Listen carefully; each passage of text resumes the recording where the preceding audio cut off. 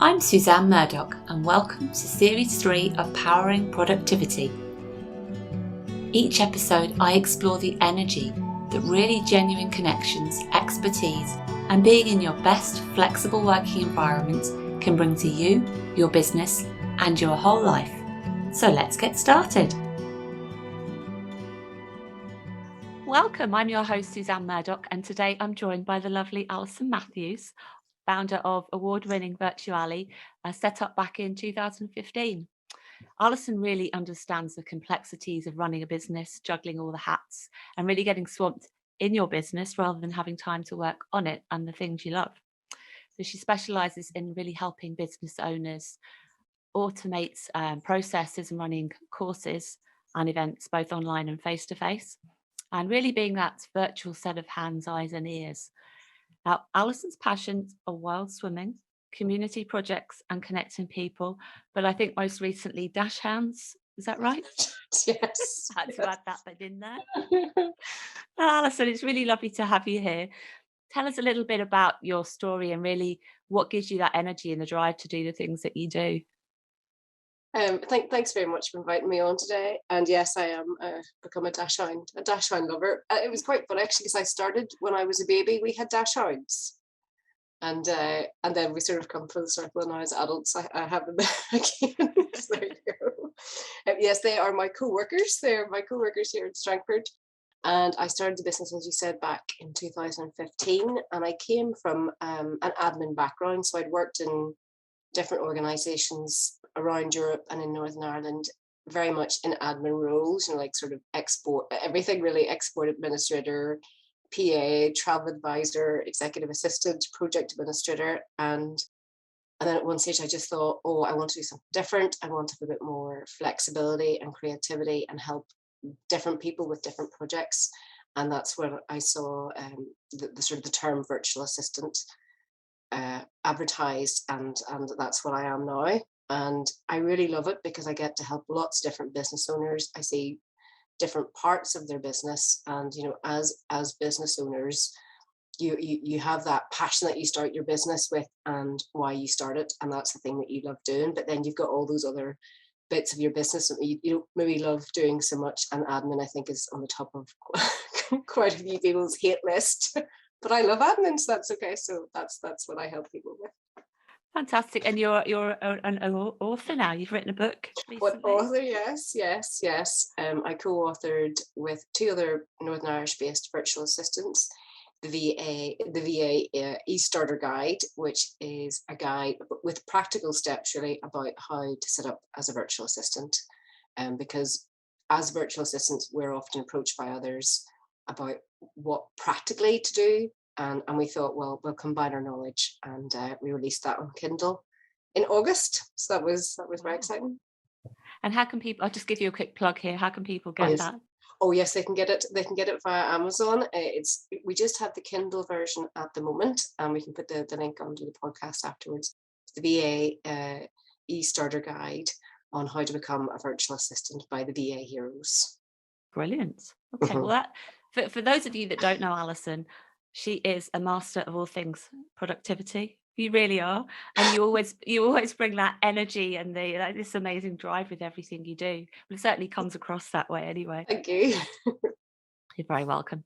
So I guess that brings us on to diving into the questions. And key one for me would be how have you really seen the world of virtual assistants change over the last few years? Obviously, a lot has changed with the pandemic, and then there's been the rise in hybrid and remote working, a lot of people working remotely. How have you seen things change from your perspective? Well, I think, it's funny because when I started in 2015, there were very few virtual assistants in Northern Ireland. And like I did training with a lady who'd been set up in England for a long time. And it was big business in England, even in 2014. And I think recently I've seen a big increase in people becoming virtual assistants here, and there's a number of reasons for that. But I think even from the people that I know, and I'm on the committee of the Belfast PA network that supports PAs and people in admin roles. And it's funny because even with that group of ladies, it's mostly ladies, a lot of those people who were working 9 to 5 in an office, and their boss was very much, oh my God, you can never work from home. You can't do flexi work and you have to be in the office. That's a PA's role to be in the office. And then when the pandemic came, and nearly like 3/4 of those people were all sent home to work from home and became virtual assistants, in sort of in name. And I think it's very interesting now that a lot of employers have realized that people can work from home. And if you have the technology set up and if you have some kind of quiet space that you can work in, that it's a game changer, really.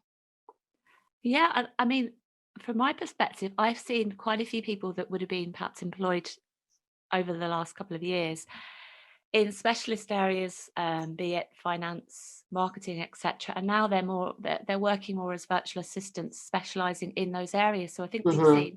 we've seen quite a shift from that generic virtual assistant who Yeah, might have covered everything from admin down to finance, and yeah, now they're really homing in on specialisms. yes. I think that's a very good point. And I think you sort of have the tendency, and I was the same, that when you start out, you're not exactly sure what your niche is going to be. So a lot of people start out offering general admin, and then you get to the stage that you either clients ask you for the same thing a lot of time, or you realize, oh, there's something that I really love doing, and that's kind of what you niche down into. But as you say, even Amy and Gail that I authored the ebook with, Gail is a videographer, virtual assistant, she would call herself. And Amy is very much all about social media and social media systems, but both would still call themselves virtual assistants.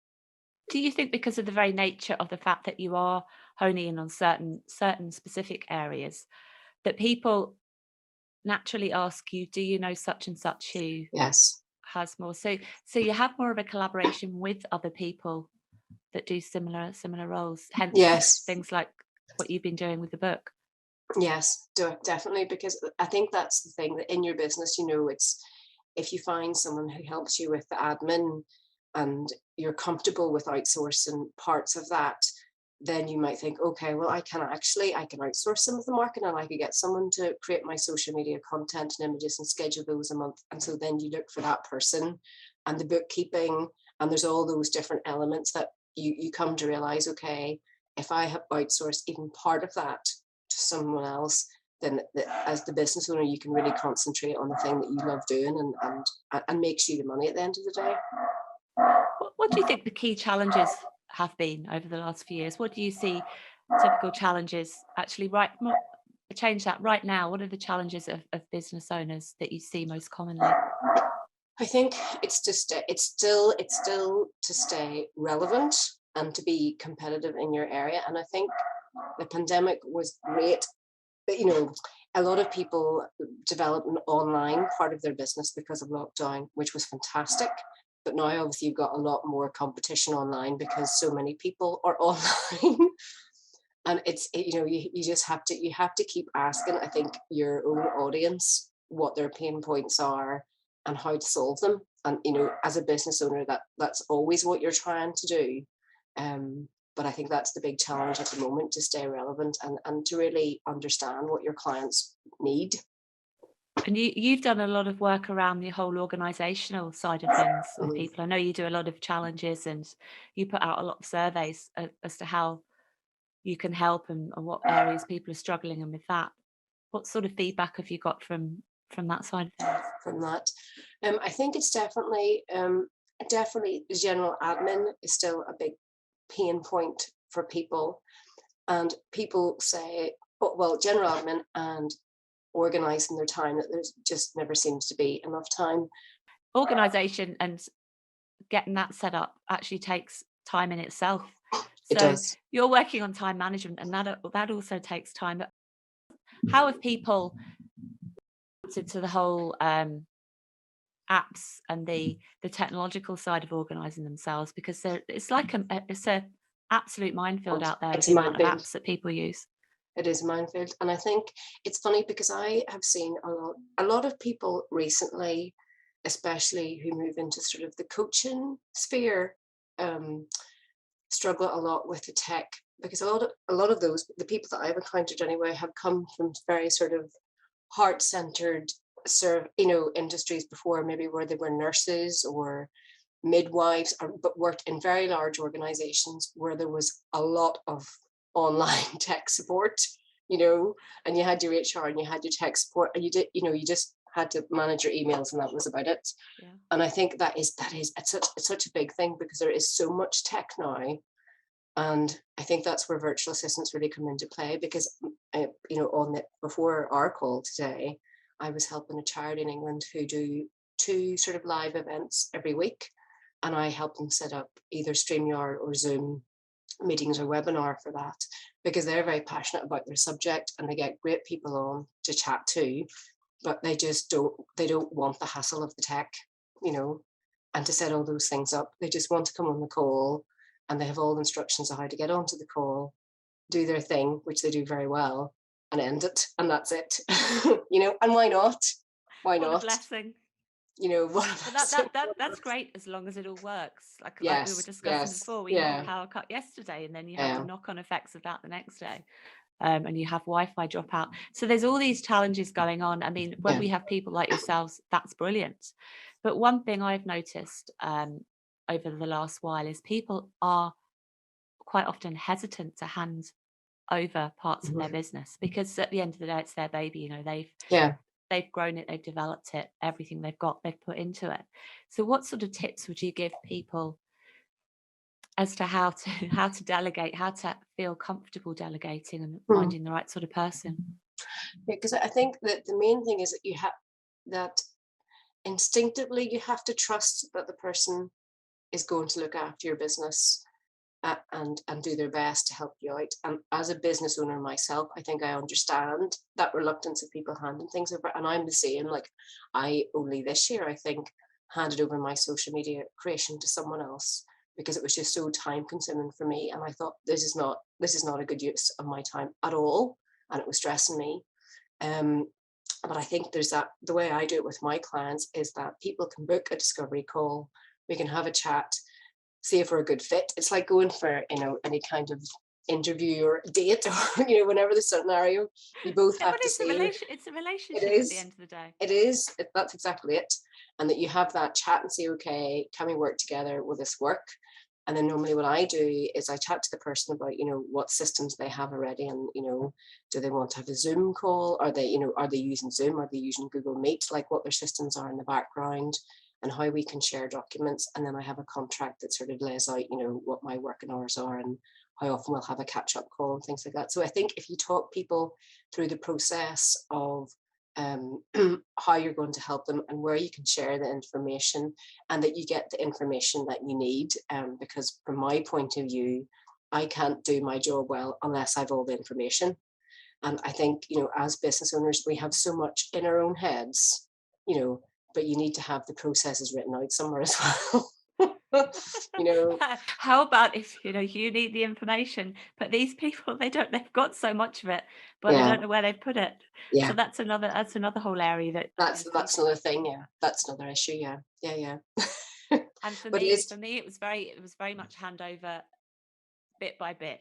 Yes. Feeling comfortable with that, and now I'm sure I can't hand over enough. Yes, yes, take it all. Take this. But it's very much about building trust. It's very much about building that trust and staying in communication and delivering what you promise that you're going to. And if you can't, for some reason, to be upfront and say, I can't do this, or I don't have the information, or something has happened, and just to be trustful. Like we have 2 donkeys, and it's funny because the donkeys have taken a long time to trust me because I was a stranger. And my partner had them for about, 6 or 7 years before that. And the other day I was over, every time you go over, they're a bit more friendly. And then I was over in the field with them on Sunday brushing them. And like one of them was digging the other one out of the way because he wanted to be brushed more, It's the same thing. It's the same. Yeah. No, that's brilliant. And I know, tell me a bit more. We haven't really covered what I know you do a lot of in terms of courses and events. Tell me a bit more about what you do there to help others. Yeah, because I kind of, as I mentioned at the start about niching down, it was funny because I kind of niched down into helping people with events and courses because to me it is a project. And it was funny because I have a friend who does a lot of he would run like the buses for big events, for big music events in the south of Ireland, and helped with the logistics of, you know, the Pope's visit and things like that. And he said there's a very certain breed of people who are crazy enough to actually want to run events, because it's very time consuming. There's lots and lots of moving parts, and I think that's why I really like it, because you have to be very organized. And if you have, you know, checklists, and you're using a project management tool or something like that to actually help you break down all the tasks, it's actually great. It's a lot of fun. And at the end, then you have, you know, there is a product that you can physically see, and that people have a good experience. And like weekend before, I helped Joanne from Babel, who had the tender with Lisburn Council, to set up Moira Food Fair. And that is a massive, like, that's the 7th year now that it's happened in Moira Park, which is where I'm from originally. And we had, I think, about 8,500 or 9,000 people who came on the Saturday, and about 60 artisan traders. So the work in setting something like that is absolutely enormous. But then on the day, you're like, you can see the people coming and they're having fun, and they're all going, oh, this is great. And it's great for the economy. It's great for the traders to have something like that as well. So when you can actually see that result, I love that. I love, there's a result at the end of it. There's a tangible There's result tangible. there. And there must be a lot of follow-up work with that, is there, in terms of gathering feedback and the marketing aspects? Yes, because we do feedback surveys with the traders, with the public on the day, and with business owners wherever the market takes place, to understand the sort of the economic impact that has. And it's all about building relationships in the area, and building up the areas as well from a tourist point of view. So I come from a tourist background, so I find that it's very interesting as well. So tell me, Alison, if you're running an event for someone, would you get together with them and work right from the word get-go, from the research right through to delivering on the day, and then afterwards as well? It depends who it is. So for that event, Joanne from Babel actually is a sort of marketing specialist. So she has she has created the ethos of the market, and I help more in the background with the forums and getting all the trader information together, and how working out the easiest way to do that. And with other people, yes, maybe even people who are having things like smaller events, like board meetings and things like that, you know, I would research, you know, mostly in Northern Ireland, you know, hotels, and organise with, you know, liaise with the hotel venue for the room set up, and with the speaker about, you know, if they have a guest speaker, you know, what equipment do they need, and all of those things. So there's so much. You know, to have a successful event, 90% of the work has to be done before you ever get that far. Oh yeah, no, absolutely. So for conferences, for example, would you help get the speakers involved, but would you help with the speaker lineup and getting them engaged? Yes, I would help more. Well, it depends who's asking, but yes, it's more sort of with the process of it. So maybe helping with the draft running order, and you know, things like that. And I helped Ashley Watson a bit with her social media savvy conference earlier in the year, where she actually live streamed it. So I was in the room, and the people who were commenting live, I was replying back to them, going, "Yes, this is happening now." And you know, and that's the thing now. Actually, even from an event point of view, you know, we had face to face, then we had online, and now we have this sort of hybrid thing where people are doing both, which is actually very complicated, because you have to make it face-to-face, very interactive, but you have to remember that if you have an online audience who are also live, that you have to make it interactive for them too. It's funny you should say that, because I've been on a couple lately that have been hybrid. I notice more and more are just going face-to-face recently, but there have been a couple of hybrid ones. And say I was on one about 6 months ago, the what do you call it? The sound wasn't great, because I guess they had to have the surround sound for the audience, but it's very different technically for the virtual audience. But lately, people are a lot more clued up on that sort of thing. Yes, They've obviously had a lot of feedback, but I think they work really, really well. they They do. can still be really engaging. Yes, Still do live polls and have quite a lot of interactive sessions as well. totally. Yeah. And webinars is another one that people often need help with from the streaming perspective. Yeah, and Yes, managing the chat and the questions coming in, so yes, you totally. can really concentrate on what you're there to talk about. Totally. And I think it's very, webinars and things like that are quite stressful, because if you really have, you're very concentrated on your message, you don't want to be distracted by the tech and what's going possibly wrong in the background. As natural as you want it to be, yeah, you don't want to be Yes. distracted by that. Oh. So give us some top tips for those business owners and remote workers to really help them get organized and I guess reach their potential Mhm. in terms of I'd s- performance.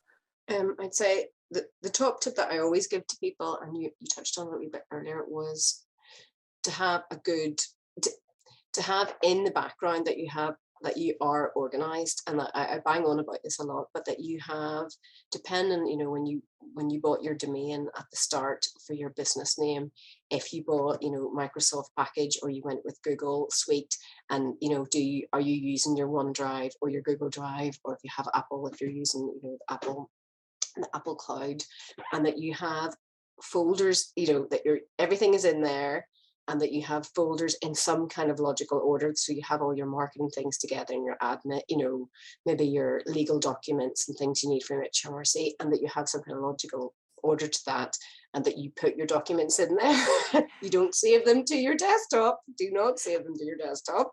Um, and and that is the big thing at the start. And it's funny because I was talking to some of the PA Network girls the other day, and we had our first face-to-face event in 2 years, a couple of weeks ago in Belfast, and that to us comes so naturally because you're in a very busy office environment. There's maybe 20, maybe even more people who are all reliant on a structure that everybody can log in and find the things they need to find. So as a virtual assistant, that's natural for me to do that. But I know for a lot of other people, it's not, and it's not easy to do. But that is my top, number one tip: have that so you can access everything, across your computer, laptop, phone, everything's visible. My number two tip, I'd say, is very much about structuring your time, structuring your time to make the most of your day. And to do that, I think there's a couple of different elements, but you need definitely to set boundaries. That's the first thing. And like I've helped, I set up Calendly booking tool for people to book a discovery call with me. I don't know, it's maybe about 3 years ago. And I did that because people just used to phone me all the time. And I find that really distracting because I was in the middle of doing a client work, and I'm very much, I'm doing this in this hour, this in this hour. That's the way I work. And because I'm juggling different sort of clients at the same time. And I set that up, and then I dictate when people, I put slots that people can book, but then I know, okay, people can call me, I can see it in my calendar, and I can prepare for that. So setting boundaries is a massive thing, whether you do that with, you're out of office or Calendly, or that you just block time in your calendar. This is work time, this is client call time, this is business development, whatever that happens to be. I think that's a massive thing, because you can end up just wasting your whole day, Yeah, it's worked well for me actually. I took that yeah, tip from you a while back. yeah, to do things like that. And the third thing I'd say is sort of ditch the things that you don't love doing. Like we talked there, I ditched the social media because I am not, I had Canva and I have Canva Pro, but I cannot create nice images. My brain it's just not like that. And so I try to create something nice, and I go, oh my God, it's just like when you look at the people, you go, it's pathetic looking. And I thought, I can't do that anymore. So I got rid of that. But yeah, to really look at the things that are taking up so much of your time. And the thing, you'll often find with admin or the marketing or the bookkeeping, that it's the things that you hate doing them. So you put them off. And then when you start it, you waste a lot of time because you don't know how to do it very efficiently. And you're just in this, Procrastination. it's procrastination, and you're just in this never ending circle of wasting your own time, really. So it's very good to sort of ditch the things you don't like to do. And I actually have a free resource that we can share as well, and it's a sort of a checklist of the things that you can do, delegate, delete, and questions that you can potentially ask a freelancer, any freelancer that you want to take on, sort of good prompts to ask so that you can start on the right foot. Oh no, that would be brilliant. We'll share that. We'll share that in the podcast notes. But yeah, certainly for me, it's really concentrating on my strengths, because I know, like you just said, if I fear and I'll just give this a go, I haven't got a clue what I do. But you spend half an hour procrastinating, you spend another half an hour researching what you need to do, and then you almost get into a panic mode. Yeah. And you've used not only your time up, but your energy as well. So you then can't even focus on your strengths. Yeah, because then it's just frustrating. You're just frustrated then. Yeah, so Alison, I mean, that's been brilliant. Tell me a little bit about what sort of people you work with. Who would be your key clients? Not in terms of names, but what sort of? Yes, yeah. Well, I have. It's great because it's very varied. I worked out the other day that I had worked with sort of 35 different industry types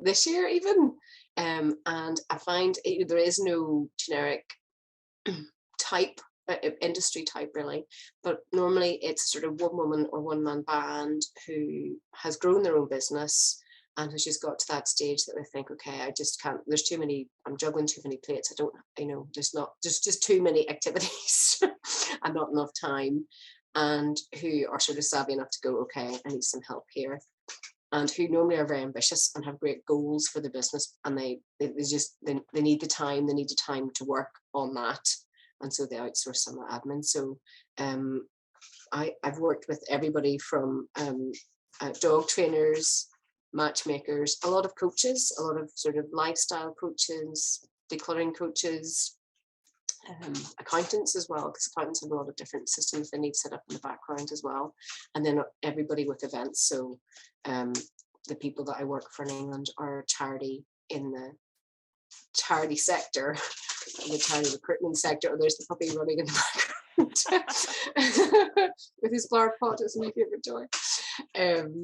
And that's very interesting. And then anybody who wants to create an event, and that is anybody, because that's the joy now of all the technology that we have. And as I said at the start, it's so important to be relevant and to be visible, and doing things like LinkedIn Lives and Facebook Lives and webinars and Zooms. Like everybody can be doing that now, and really for free or for quite cheaply, really. Fantastic. So I've learned so much. Thank you. There you go. And we'll put how to get hold of you in the podcast notes and social media posts as well. But no, this has been absolutely fantastic. Thank you so much. Thank you. What's in store next for Alison? What's in store next? I would really like to have a day or two off, I have to say. October was kind of manic.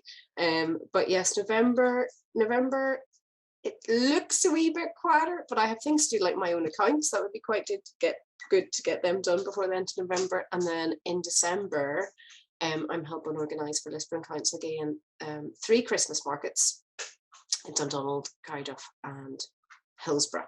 So that will keep us very busy in December. Oh, fantastic. Well, keep doing what you're doing. You're doing it brilliantly.